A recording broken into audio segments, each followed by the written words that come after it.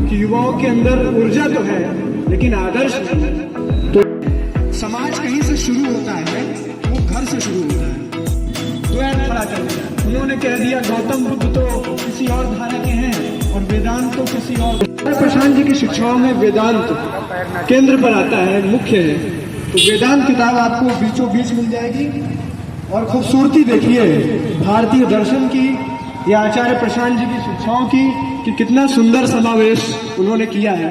एक तरफ तो वेदांत दर्शन है और दूसरी तरफ है शून्यता सप्तशती, जिसको कि कुछ लोग समझ नहीं पाए अपनी लिमिटेड अंडरस्टैंडिंग की वजह से। उन्होंने द्वैत खड़ा कर दिया। उन्होंने कह दिया गौतम बुद्ध तो किसी और धारा के हैं और वेदांत तो किसी और धारा के हैं।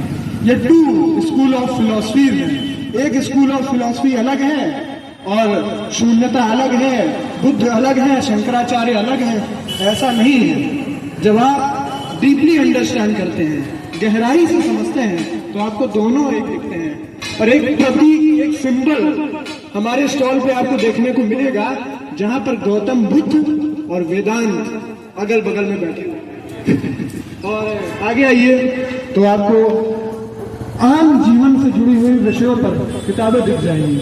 आह जवानी, क्योंकि हिंदुस्तान सबसे युवा मुल्क है और सबसे बड़ी आबादी है युवाओं की। युवा के अंदर ऊर्जा होती है, लेकिन आचार्य जी ने कहा था कि युवाओं के अंदर ऊर्जा तो है लेकिन आदर्श नहीं। तो स्टॉल का एक और मकसद कि हम आदर्श से प्रेरित कराएं युवाओं को। अगर उन्हें आदर्श मिल गया तो ऊर्जा का सही प्रयोग होगा।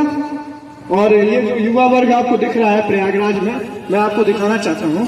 इन्हीं सड़कों पर सालों साल अनेकानेक परीक्षाओं की तैयारी करते हुए हमारा युवा वर्ग संघर्ष करता है, लेकिन अगर उसे एक सही दिशा दी जा सकती है तो वो देश के बहुत काम आएगा। और आगे आपको दिखाना चाहेंगे मोटिवेशन। ये किताब तो मोटिवेशन की है, लेकिन जब आप इसे पढ़ेंगे तो लगातार आपकी बिलीफ डिमोलिश होंगे, लगातार आपकी मान्यताएं टूटती जाएंगी। जो भी मोटिवेशन के हिसाब से लोगों को दिया जाता है कैप्सूल, प्रेम सीखना पड़ता है। जैसा कि मैंने आपको बताया कि कुछ शब्द समाज में प्रचलित हैं, लेकिन उसका मूल अर्थ क्या है उसे हमें समझना पड़ेगा। इस किताब के माध्यम से आप उसे समझ सकते हैं। प्रेम एक बहुत ही चर्चित शब्द है। और आगे आते हैं तो इंसान अपने जीवन की यात्रा में आगे बढ़ता है, फिर गृहस्थ जीवन में भी एंटर करता है। तो गृहस्थ जीवन, क्योंकि घर हमारे समाज का एक सबसे मूलभूत पहलू माने जाते हैं। समाज कहीं से शुरू होता है तो वो घर से शुरू होता है। तो घरों को उनकी संरचना कैसी होनी चाहिए, घरों की संरचना कैसी होनी चाहिए, वो इस पर डिपेंड करता है कि घरों में रहने वाले लोग कैसे हैं, घरों में रहने वाले लोगों की मानसिकता कैसी है, घरों में रहने वालों का अंदरूनी घट कैसा है, उनका अंदरूनी जगत कैसा है, इनर वर्ल्ड कैसा है। तो इनर वर्ल्ड को संभालने की कोशिश है यहाँ पर।